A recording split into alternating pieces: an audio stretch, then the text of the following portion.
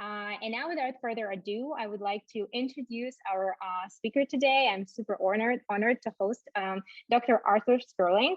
He's a professor of politics and data science at New York University, and he's specializing in political methodology and legislative behavior with an interest in the application of text as data and natural language processing and other Bayesian statistics, machine learning, and item response theory to the practical questions. And today he's going to present his project, Embedding Regression, Models for Context-Specific Description and Inference. And Arthur, the floor is yours, and your screen is already shared, so you can start now. Thank you. Thank you, Olga, and hello, everyone. It's morning for me. I appreciate it might not be morning for you, but thank you for joining me. So I'm going to talk about a somewhat new paper. It's been in the works a little while, and we just actually released a new version. It's called Embedding Regression, and this paper is based on work with Pedro Rodriguez. He's a postdoc at Vanderbilt. He was previously a student of mine. Brandon Stewart, he's an assistant professor at Princeton, and Melissa Schwartzberg, who is a professor at NYU. So it's actually two papers I'm going to talk about today. The great bulk of the presentation is about embedding regression, but to motivate it a little bit, I'll talk about some work I'm doing with Melissa on a very similar subject. All right. So I want to start with a sort of throwback to the 1640s. This is a picture from the Civil War in England, and what we have here are sort of two sides if you're looking at the screen, it's on the left is the royalists, and on the right are the parliamentarians. And what's going on in the Civil War, this Civil War in England, is we have the king versus parliament on two major issues. So they're trying to decide what the established religion would be. And this is a big problem, particularly to do with sort of how Catholic it's going to be. And they're also trying to decide who has the right to rule and make these decisions.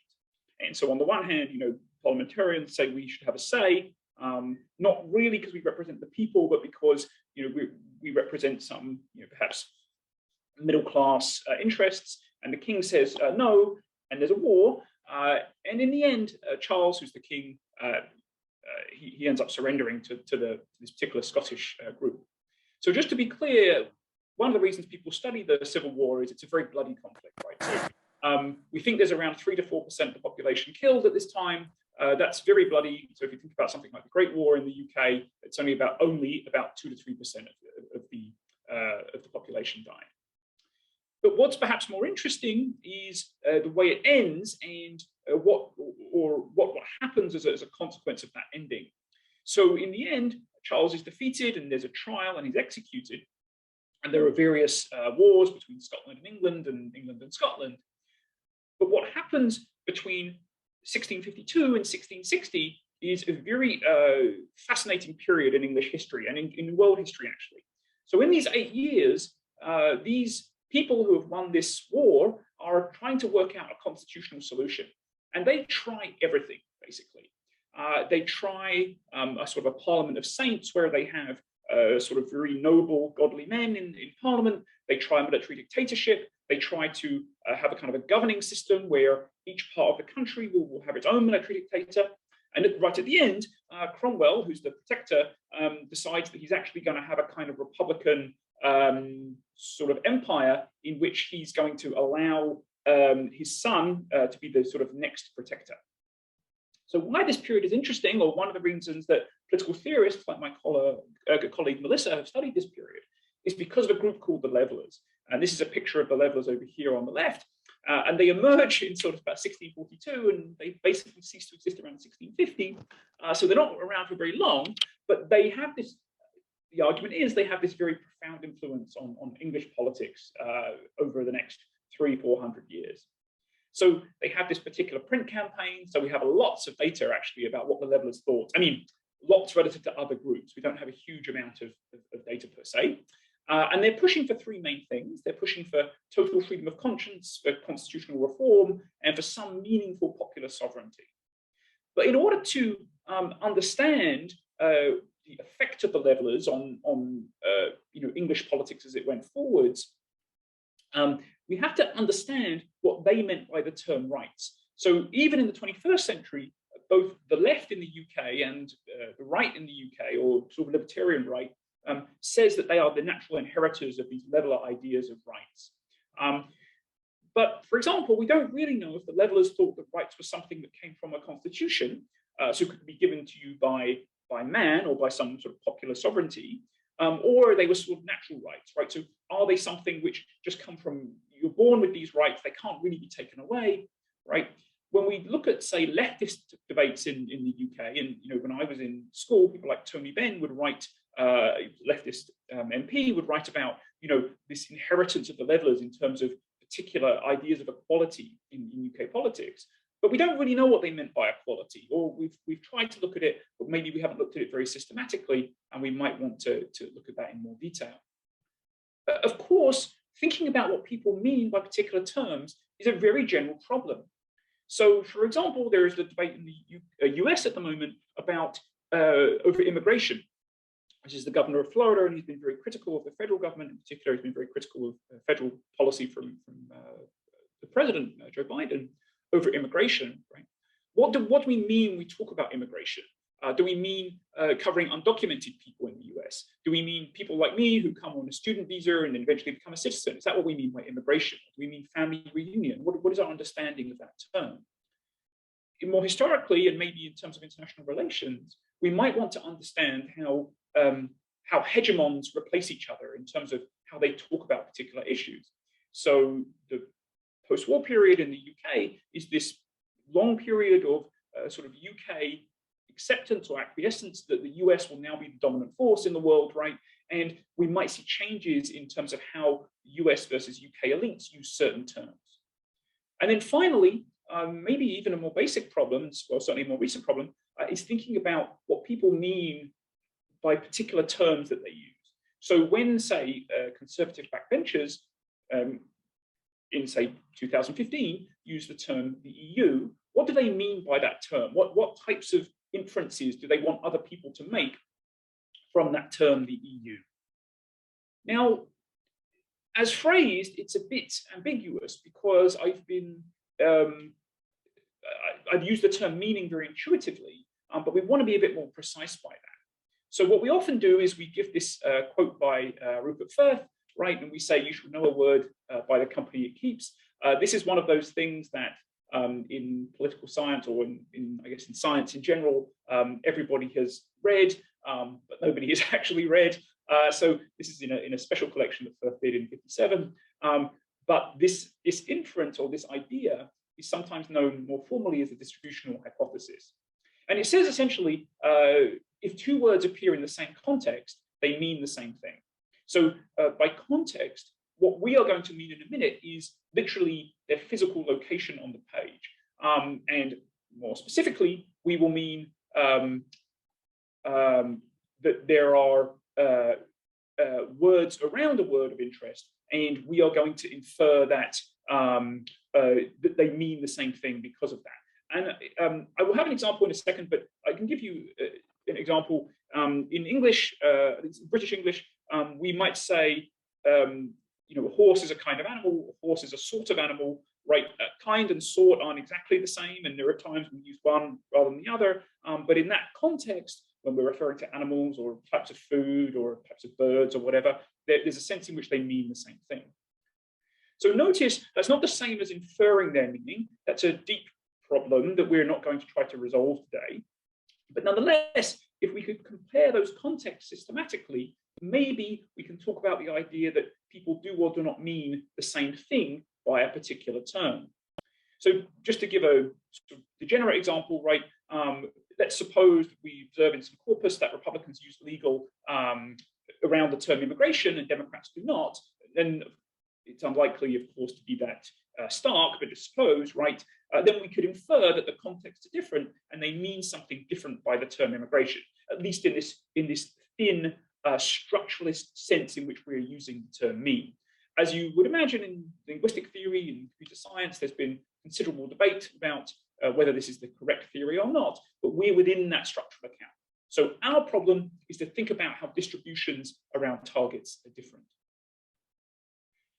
So what are embeddings? So if you don't know, and I know there's a somewhat broad audience today, embeddings are just literally real valued vectors of numbers. So if you said to me, I would like the embedding for a word like cat in English, what is it? I would go up onto a website. I might go to Stanford's website where they have these embedding vectors, and I would say, well, here is an embedding. It's 300 numbers long. That is the embedding for the word cat. And the way that it's generated is from some sort of neural network, typically. That isn't always true, but just for today, that will be a sort of fine way to think about it, where the interest is in a problem as I've given on the screen here, where I'm trying to predict what's the word that's coming next, given the word that came before. And I mean that very literally. Now, in practice, we might do certain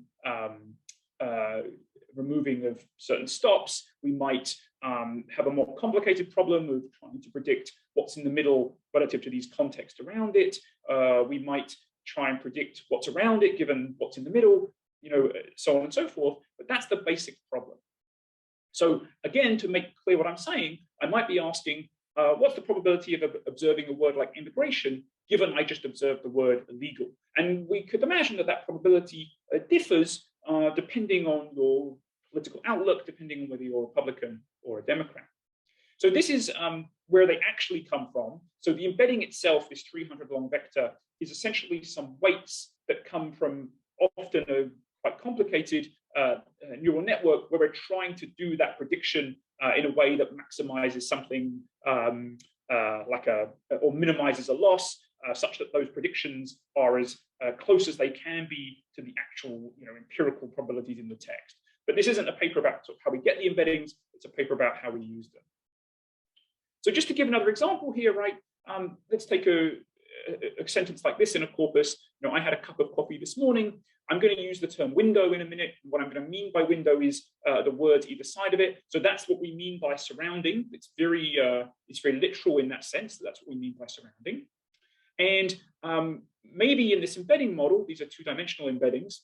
We would be unlikely to use something as simple as that. But we observe that coffee and cup are always together, and so potentially maybe they mean something similar, or they have a similar connotation.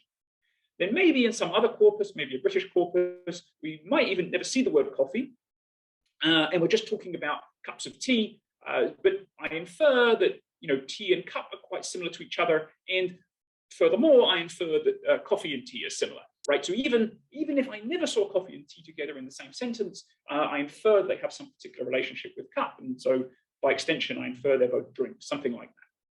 And this has been used in lots of translation problems. It's some technology like this has been used to do predictive text, things like this. So these are very popular ideas, very popular techniques. And embeddings, I took this screenshot a few years ago, actually. So I'm sure these have maybe doubled. They're incredibly popular techniques. These are kind of the original, the modern incarnations of these embeddings. And they go by other names like word to their conglove and things like this. And in some sense, these citation numbers really underplay how popular they are because the industrial use is very large, and typically we don't see citations for that. We see that in social science too. So just to give you some examples, this is from sociology. This is looking at class and what embeddings can summarize in terms of class. We see work, and I'll come back to this example in a minute, Emma Rodman in political science, looking at how words have changed in meaning over time. And again, what we mean by meaning often is some sort of distance idea about how far is one embedding to another, or what has changed around a word. And then here's a nice paper about Parliament and about, can we look at embeddings in terms of some sort of ideological understanding. So, okay, so embeddings are good, actually. Hopefully I've convinced you of that. If you already are familiar with embeddings, you know they're good. So that's so far so good. But I think what social scientists want, and where Brandon and Pedro and I, where this paper takes off, is the idea that we want to quantify those systematic differences in meaning across groups. And ideally, we would like to talk about associated uncertainty. So we want to make comments, about whether this context for this term that you see in this particular group over here is different to this other group. That's one thing we want.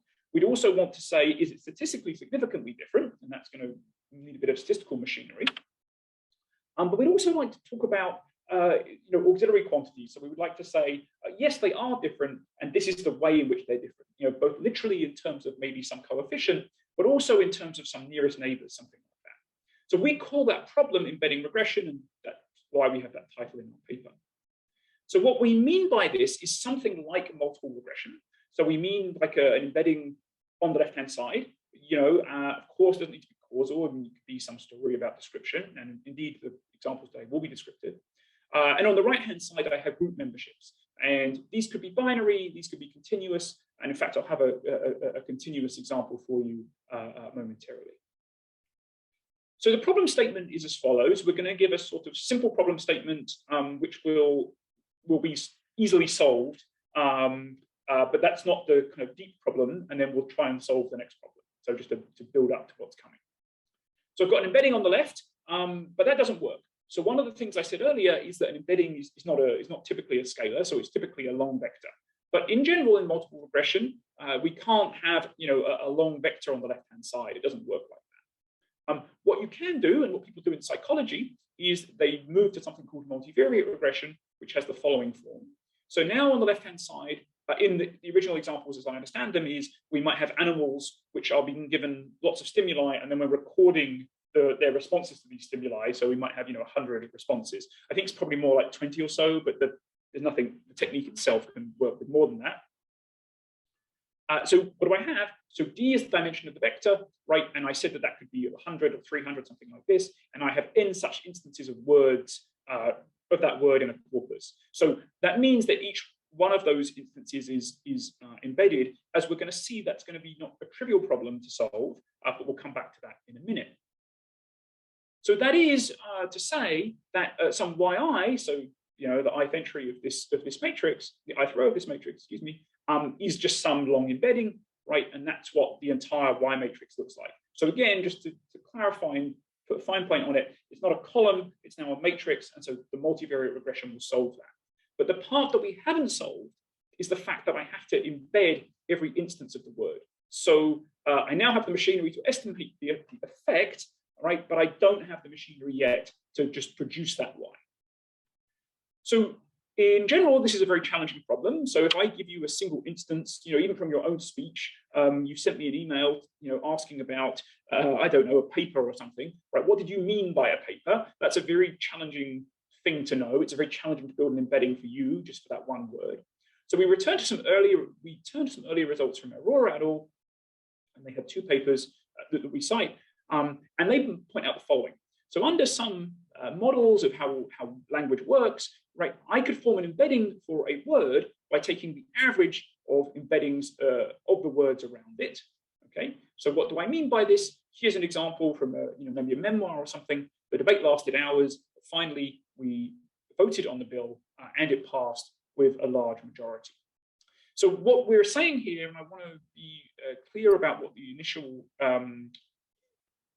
result is that my problem is I want to form an embedding for this word here, bill.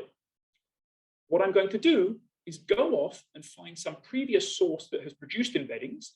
And like I said, there are hundreds of such embeddings that have been produced. Glove embeddings at Stanford will be one example. I'm going to get the embedding for voted, the embedding for on, the embedding for the embedding for and, the embedding for it, and the embedding for past.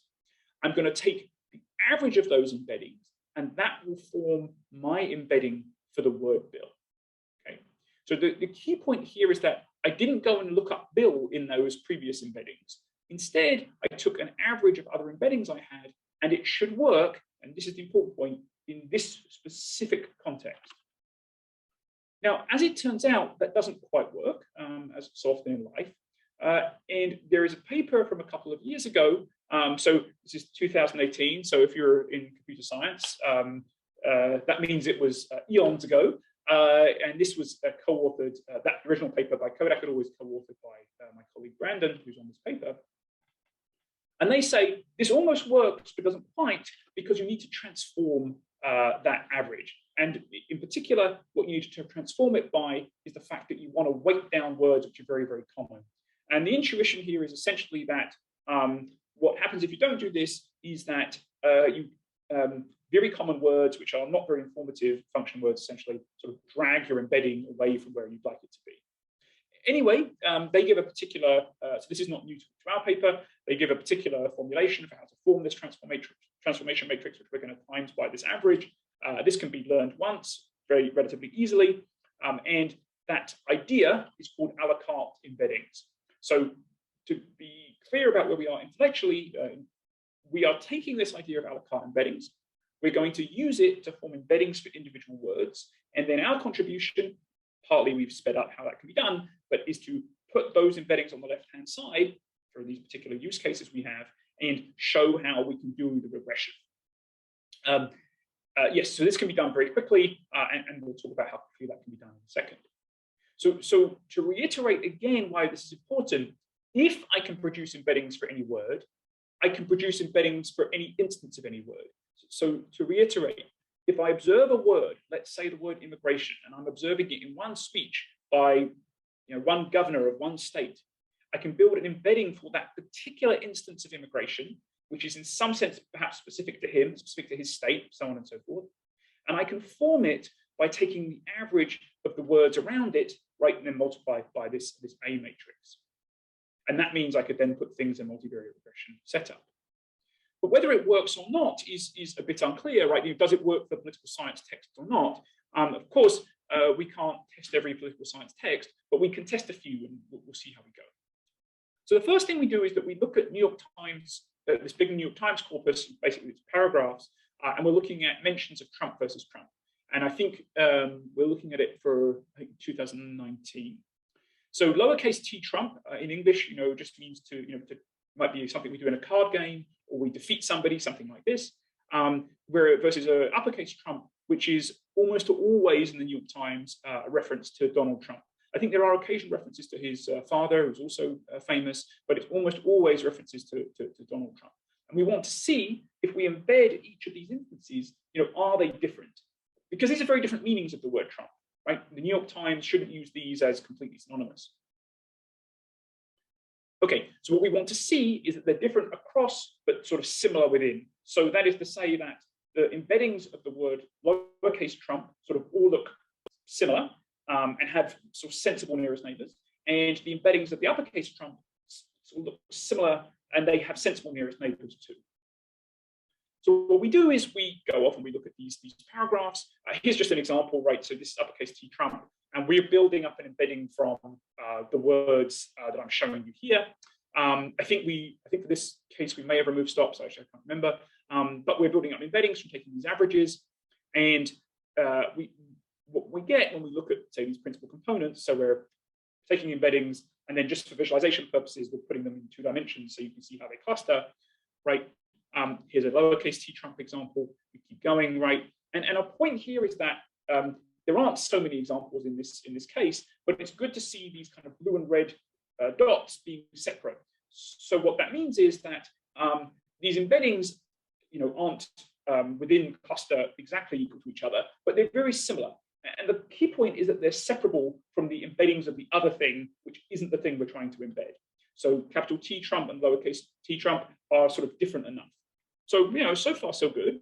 That's a validation more of the ALC method than of the regression.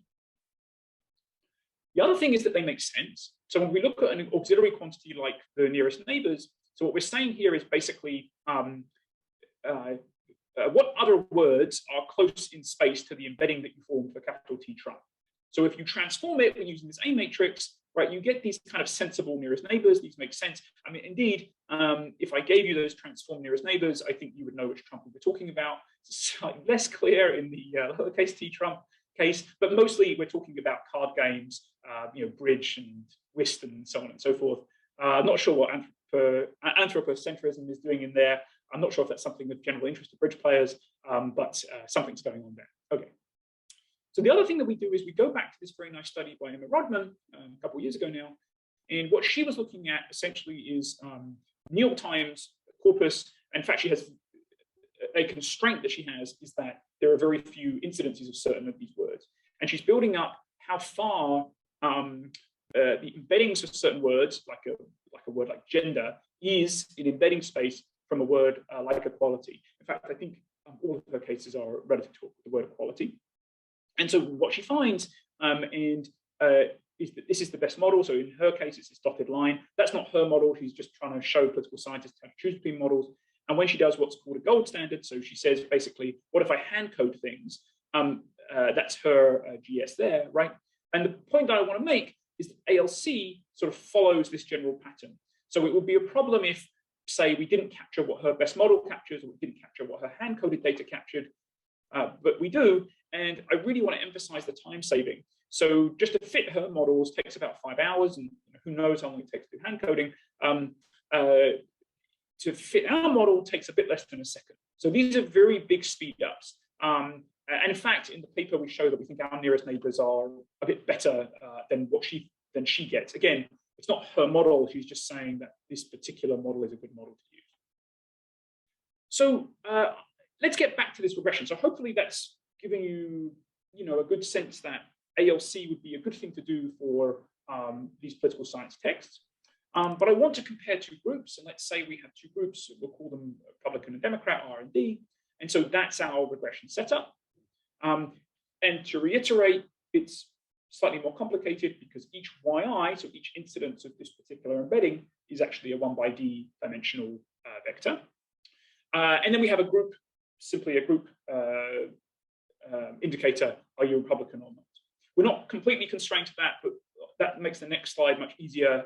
So that's the way I'll talk about it for now. So if you work this through, so basically A is constant, once you've estimated it's constant, you take the expectations operator through. So what this turns out to say is that the beta 0 you will get out, that is the ALC embedding for the group D. So that's to say, that's the sort of averaged embedding over all these particular instances for that group D. And meanwhile, beta 0 plus beta 1, I mean estimated beta 0 plus beta 1, R is the ALC embedding for R. Okay, so for this group R. And again, you take the expectations operator through, and it turns out to be, it's like this is the machinery for taking an average over these Republicans. So a tricky thing here is that the beta 0s and the beta 1s don't have any particular natural interpretation. Initially we tried to give them a sort of natural interpretation. So what I mean here is that when we use linear regression, we often want to say, a 1 unit increase in X has the following effect on Y on average or something like this. So we can't do that here in the same way, or there may be a way, but it's a very non-natural, non-intuitive thing. So what we're going to talk about instead is the idea of a magnitude difference. So basically we're asking, does this beta 0 plus beta 1, the estimated, does it differ from this beta 0? Okay, and we think about norms. So we divide by the length of these vectors, and that gives us a sense of how different they are. But more importantly, we can talk about statistical significance. So what we can do is think about uncertainty by using a permutation test. And the essence of this is that we're going to permute the y's, and we're going to ask, that's going to build up a null distribution, and we're going to ask, what does the real beta 1 hat, if you like, look like relative to the null distribution? Is it different from 0? If yes, then the ALC embedding for this group differs from this other group, and therefore they have a statistically significant difference. So let me talk about some applications. Now I've sort of established what we're doing, and just to be clear, this is all very quick. Again, fitting the underlying embeddings, if you're doing them locally, isn't that quick, but is not what we're doing in this paper. So we're saying that you already have these embeddings, and then you're applying the regression. So in terms of it was in Congress, and we're looking at just kind of which words are very different. So words like immigration, marriage, abortion, they just have very different distributions of context around them as you move from Republicans to Democrats on average. Other words like and, the, and but, right? They also have differences, but they're very small. So, if you were to rank order, what words are used most differently by different sides, it would sort of make sense to you as a substantive scholar, I think. You can do continuous covariates as well. So, for example, here what we're saying is, as I move up the percentile, I think it's the same Congress, as I move up the percentile of from left to right in Congress, right? How does the distance from these words, enforce, illegals, amend, reform, partisan, how does it change relative to a word like immigration? So what we're saying here, for example, is that let's move from left to right on this congressional scale. As you do that, the distance from this term illegals to immigration starts out quite low, it's a much further distance, and then it gets more and more similar as you move up, right? So if you think about when we're trying to predict that probability of immigration given illegals, right, as you move to the right, that probability is increasing. Reform is decreasing, so which is to say that people on the far left, or most left median Democrats say in the House, is just going to use the term reform with respect to immigration sort of much more often than somebody on the right. And there are other terms like the word amend, doesn't really have any partisan effect. It's not really a partisan term. So then we look at this historical case, and we're trying to look at how British and American understandings of the word empire change over time. And the essence of this is that you focus on this lower part of the plot. This is a cosine distance. So when this drops, we're saying UK and US lawmakers are just not using the term in the same way. So this drops around 1950-ish, and then basically it never recovers. So there's kind of once and for all shift down in terms of this bigger distance between US and UK lawmakers. So just to give you some nearest neighbors, our story that we tell in the paper is basically just after the Second World War, the UK and the US talk about empire in the same way. They have this idea that it's mostly a European concept or European problem, but by the 1950s, the US emerges as if not already, the global hegemon, and sort of decides that, in fact, the way that we should use empire is in terms of thinking about the USSR, whereas the UK sort of still uses it in terms of sort of imperial ambitions or UK imperial problems, basically. And then we have some auxiliary quantities that you can calculate very quickly, and we show different words like Soviet and communists is a kind of much more American nearest neighbor of than something like Kingdom and Commonwealth is in the UK. The other example we now have in the paper, which is slightly different to the paper I circulated, is we look at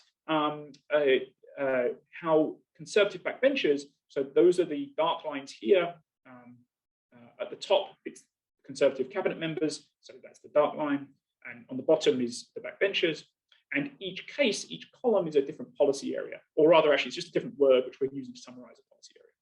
So what you'll see is that basically when your party gets into government in a Westminster system, as you would imagine, you tend to become just suddenly more enthusiastic about government policy. So here's an election, Conservatives win it in 2010, or we were in coalition at least, and suddenly they surge above this zero line. So they're all very positive about their government's policy. They're not quite as positive as the cabinet members themselves.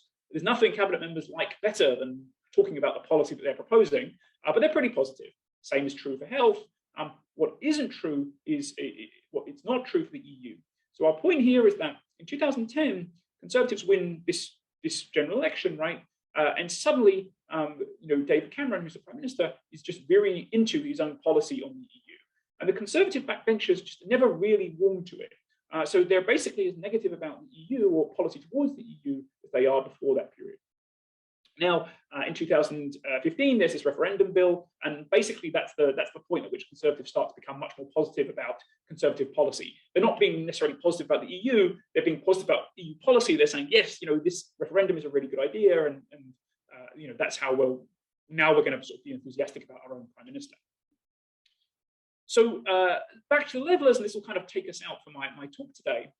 So one interesting feature about the levelers, and I don't know how many people have this type of problem in their data, is that we don't actually have a very large corpus. So if I want to fit an A matrix, it won't take long, but I do need a bit more data. So what I do is I do some historical sort of local fitting to the period. Hopefully I'm going to capture those historical understandings of the terms, and I'll look at that in a second. And then I want to sort of bolster those records. So I have this very nice collection from colleagues at LSE who have these parliamentary records, of early modern English, and we just use that to help us build embeddings. So in all the examples I gave so far, we either used the corpus itself, so something like Hansard to build the embeddings, or we just downloaded them from Stanford or Google or wherever we get these embeddings. And here I'm actually building up the embeddings myself for the work with Melissa. So yes, grateful to Rodin and Pascalis. So do they work? Right, so just to give you a sense of this, right, this is what kind of why you probably don't want to use sort of modern glove to build these ALC embeddings, right? So a word like Charles, this is something similar to being a sovereign, king, tyrant, whatever in the period, and the modern glove just sort of picks up, other English names. I won't spend too much time on this, just to say that this is a So if you know this literature on the levelers, they're obsessed by this idea of people who receive alms, so people who are beggars, who receive subsidies from other people, maybe shouldn't receive the vote. This is a big principle. It's a bit of an organizing principle in sort of English politics more generally over the next 200 years. But if you used something like a modern, blood that wasn't fit to the area, right, you'd find some kind of weird findings. Like alms is closest to something like GT2, which turns out to be a particular BMW model. So don't recommend that for the levelers. Okay, so just some very simple results. These are very preliminary and they're not actually in a paper yet. So if we look at something like a word like votes or freedom, laws, privileges, freemen, right? These are all words that differ between levelers and non-levelers of the period. So if you look at levelers versus things that Cromwell's writing, things that his officers are writing, the levelers are distinctive in a sense, right? So they just have these distinctive understandings of these terms in terms of the thin way I've used that word, before this slide. Maybe this is a bit more interesting. So let's return to that question about, equality, and we can compare this auxiliary quantity of sort of what's the embedding distance between levelers and non-levelers in terms of their, the terms that are closest to the word equality for them. And basically, the levelers use the term birth a lot, right? So their understanding of birth and equality is that they're used in the same context.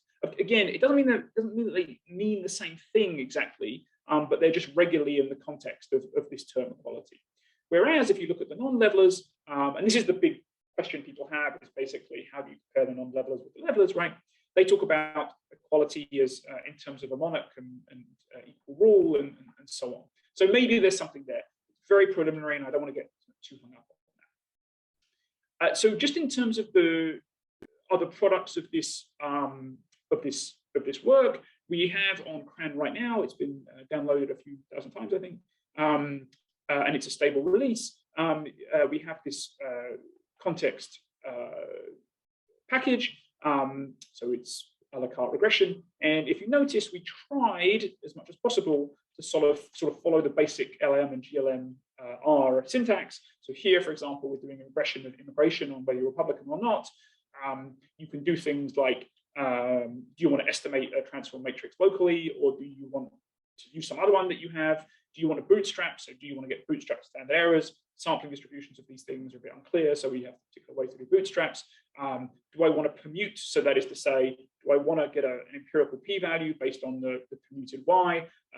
What's my window size? So on and so forth. So people have been using that and sending us issues. That's good. And then finally, we have a whole sort of website for the paper, and we've just changed the version of the paper. So by all means, go and check out the new version. We have a non-technical explainer, and which just goes through some details in a very basic way. And then we have a link to the software where you can tell Pedro, who's our main software guy, all about your various problems with how we've set the software up. So that is my presentation, and I'm very happy to take questions. Thank you, Olga. Great, thank you so much, Arthur. I don't know, you can probably enter the screen or whatever. Yeah, well, I'll leave it up for a second just in case people have questions about it. Sure, yeah, of course. Absolutely. So we had, well, those are just the comments about, yes, the presentation will be uploaded to YouTube. That is correct. There's no questions in the chat. Any questions from, there is a question. Yes, there is going to be video is going to be recorded. The recording of the video is going to be available on the YouTube channel of LSC Data Science Institute and of the Hertie Data Science Lab. And the slides, I don't know, but you probably can find like all the materials on the GitHub page about the paper that Arthur referred to. And we have a question from Sean. I see it. Yeah, from Sean Kelly. How big is the window around a word when the embeddings? Yeah, so the mostly we use a window of 6, so that's 6 either side symmetric. Now, a reasonable question, firstly, is that in the original presentations of these ideas, not the regression, but of the ALC technique, they use different window size. So what we did was some experiments, and the new version has a quite long supporting information where we're looking at different window sizes and how that affects your inferences. And basically it doesn't affect things very much. I mean, so we find that, window sizes of 2 or something can lead to some weird stuff, but 6, 12, these are standard industry sizes. It's fine. It just doesn't really affect what we're doing very much. Great. Oh, sorry. Do I need to? No, you go ahead. Sorry, Olga. Yeah. We have before a question in the chat, we have 2 raised hands. One was from Arobindu. Sorry if I butchered your name, but yeah, go ahead. You can ask your question. Yeah, perfect. Thank you, Arthur. It's a nice presentation, and actually it's very interesting. So my first question is, I am doing a systematic literature review on entrepreneurship training. So I think that I can also use that materials in my field for do that. So is there any books you referred? I think I missed something at the beginning. That one thing, and is it convenient to do it in R, not Python? Yes. In R. Yeah. So just to clarify, you're looking for sort of an intro to embeddings, basically. Yeah. Yeah. So yes, there are some nice papers out there. There's lots of explainers about how embeddings work. They're not uncontroversial, actually. So it's one of these things that we don't completely understand how all the embedding models work. There's lots of tests on them we don't necessarily understand. But Levy and Goldberg have a whole series of papers about Levy and Goldberg have a whole series of papers on trying to explain how embeddings work. Pedro Rodriguez and I, typical sort of lame self-citation, but basically we have a paper out in JOP which is about this subject of sort of in some ways how do embeddings work. We go through it a little bit, but we also go through how to think about whether for your case they work or not. So that's out right now, so you can check that out. And yes, this is in R. You maybe at some point will do a port to Python. I mean, I think the main issue is that our audience is mostly political scientists and sociologists tend to use R. So that's how we've set it up so far. One question actually I saw in the thank you for the question. One question I just saw in the chat is how hard is it to calculate transformation matrix in order to use embeddings in other languages? So it's a very good question, and we're actually that's a separate project. So we're looking at what we did. It's a bit slow going for reasons I'll explain in a minute. We downloaded the fast text embeddings, which is this Facebook product, which covers 158 languages, and we're building up an A matrix in all of those languages. So that will enable you to have hopefully a sort of a high quality A matrix for essentially most languages. We won't be able to check the validity of all of those. We'll try to check the big languages, English, Mandarin, French, German, so on and so forth, Spanish. But we're working on that. Yes, you absolutely can build an A matrix for a different language, but we're trying to provide that as a public resource. Not in this paper, but follow up. Sorry, Olga. No, you're good. Great, thank you so much for your response. And the next hand was from Nikolai. Yeah, thank you, Olga, and thank you, Professor Spirling, for an outstanding presentation. My question is a bit more practical. I've been playing around with this already a bit, and I'm quite impressed. But I had some practical issues. So I was interested in the association of migration and crime in the German news media. And so for me, it is really hard to define which terms I should use. So I've been playing around with the aggregation of several terms related to crime, and then associate that with migrant or Syrian or something like that. And it turns out that the results differ quite a bit, at least because I compared across newspapers, and I'm interested whether one newspaper shifts away from the others and so on. So I was hoping for some practical guidance in that respect. Maybe very specific. No, that's okay. The specific questions are fine. So basically, right. So in the paper at the moment, we don't give a kind of we don't give guidance on, say, which word should you be looking at. So we assume that the analyst knows this, right? So we assume that it's a question like, I'm interested in immigration, so I want to compare. Or potentially, the question is reversed, so you're saying basically, which words do these two groups differ most on, and we estimate it many times, and so then you want to know. So there are these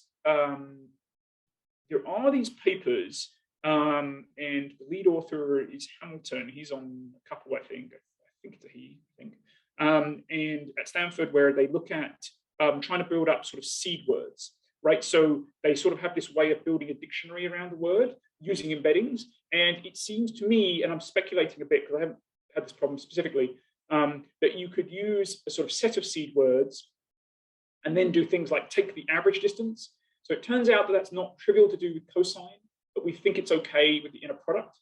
And in fact, in the current version, which we just put up yesterday, one of the supporting information pieces is about the fact that you probably shouldn't use cosine to do this, but maybe you can use inner product. And so it would be some variation, some idea of taking that idea of building up a dictionary and then doing some sort of average distance from the terms of interest, something like that.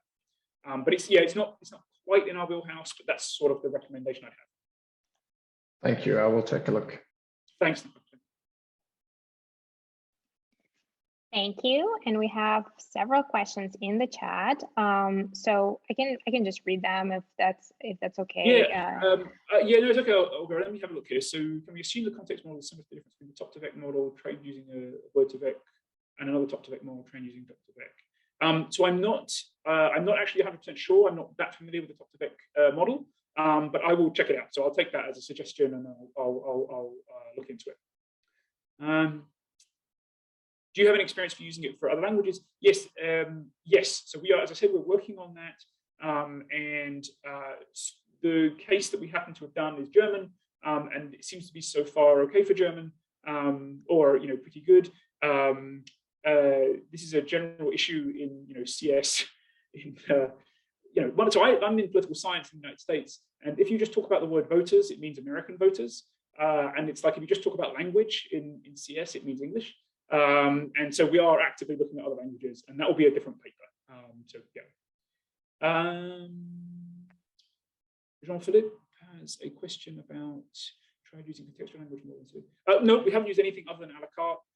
The reason we use a la carte is just because of this. It's fast, and frankly, one of our co-authors had previous experience with it because he was on the original paper. Probably if you can produce individual level embeddings for individual instances and you can put it on the left-hand side, that's sort of fine with us.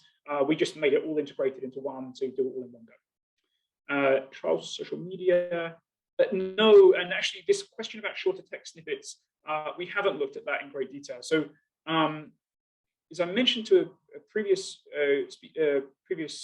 audience member, there's now an SI where we go into some detail about experiments we've done on different window sizes. Now, some social media snippets, right? Yeah, like the total thing is 6 words, and so maybe you get away with some asymmetric window of 2 and then 3 or something, right? But we haven't looked at that. That would be a good thing to look into. We haven't. One thing we haven't done in general actually is push it to breaking point, and I would imagine that some changes need to be made in the same way that it would make changes in the topic model.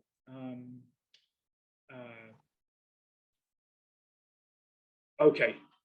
Method like legal text. Yes, I would hope that it can be used for legal texts. I don't know much about legal texts, but I think it seems like it would work. If you think you might need to mess around with the window size, but yes, it would work. How is uncertainty estimated? Yeah, so uncertainty for us is on the is with respect to whether one embedding differs from another. Okay, so what we do in practice is we say, let's take this Y matrix and let's just permute it. So think about we're just going to randomly reorder this Y matrix in terms of its rows. Now run the regression again. Okay, so in some ways you think of that as like a null regression. There shouldn't be any relationship between the group and that Y. So that's one permutation, and record what the beta 1 hat was for that. Permute again and do the same thing. And so if you keep doing that, you'll build up this null distribution, and then you look at on that null distribution, where did the true beta 1 hat occur in that null distribution, and that gives you the empirical p-value. So that's not really new to us. So that was in a paper. I mean, it's an old idea, obviously, permutation inference old idea, but it's in a paper by Taddy et al. Shapiro et al. But they're using it for a different purpose. But that's how we get the empirical p-value.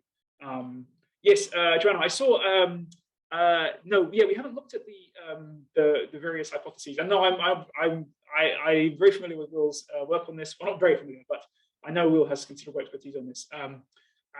But we haven't looked at other languages yet, and yeah, how they relate to things. So I appreciate that comment. Yeah, Lisa.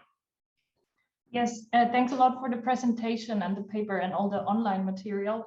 As Nico has said, we've been playing around with the implementation in R, and I was particularly interested on this slide about the continuous covariate, because so far when I get it right, you always compared like two groups, so Republicans and Democrats. That's right.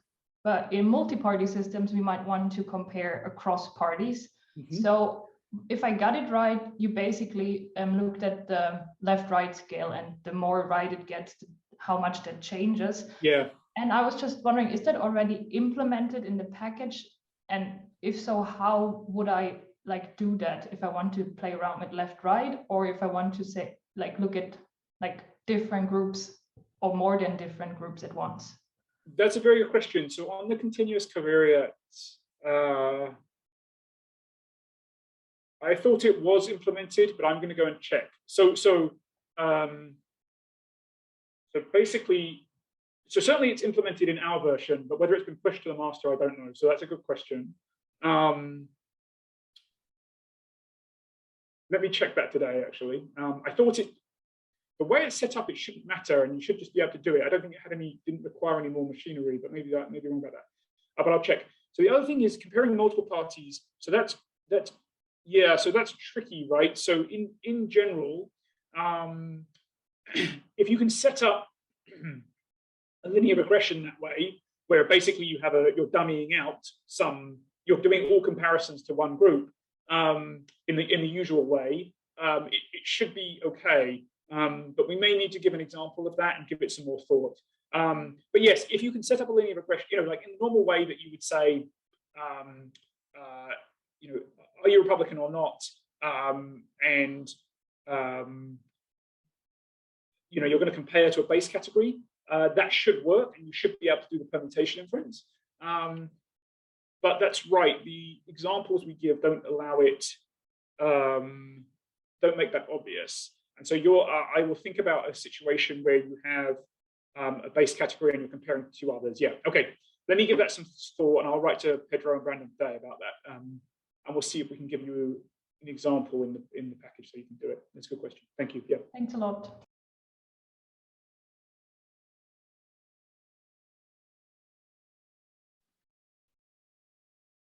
I don't think there is a comment from. There's a comment from John. No, I've seen it. That's good. Yeah. Okay, and no, that's good. No. Yeah, yes, she's right. Yeah. And there's and Nico also sent I think some materials also on the intro to embeddings. Probably that's what. Oh yes, no, I'm sure that's very good. Yeah, Jarowski writes very well on these things. So another question I was wondering.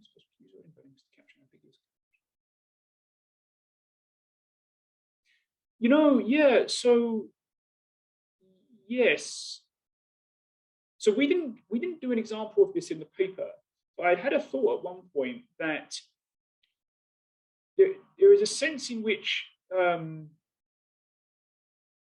ambiguity is very explicitly about variance, right? It's about what is the variance in the meaning in some sense, and we don't. Yeah, I didn't think about this. I had thought about it recently in a different context, but it's something like is the variance of how you're using a term becoming greater or less over time, and that's somehow informative about whether you're using the term more or less ambiguously. So you could think about a very crude way to do it would be to say, basically, the nearest neighbors are changing a lot over time. They become higher and higher variance or something. And that's telling you that the word is being used more ambiguously. Whereas if the nearest neighbors are always the same over time, it's they're less ambiguous. let me give it some thought. I mean, a very basic way to think about it is, what is the, if you compare the lowercase t and uppercase T Trump example, if you can't split those clusters apart very well, or they're not very cohesive, that's a sense in which the term Trump is being used in a very ambiguous way, like lower cap and upper cap. But we haven't built in anything formal about that. But I appreciate the comment. Let me give it some thought. Thank you all for being here. Thank you so much again to the speaker, the host, and everybody who asked questions. And we look forward to seeing you again sometime soon. Thanks and bye-bye.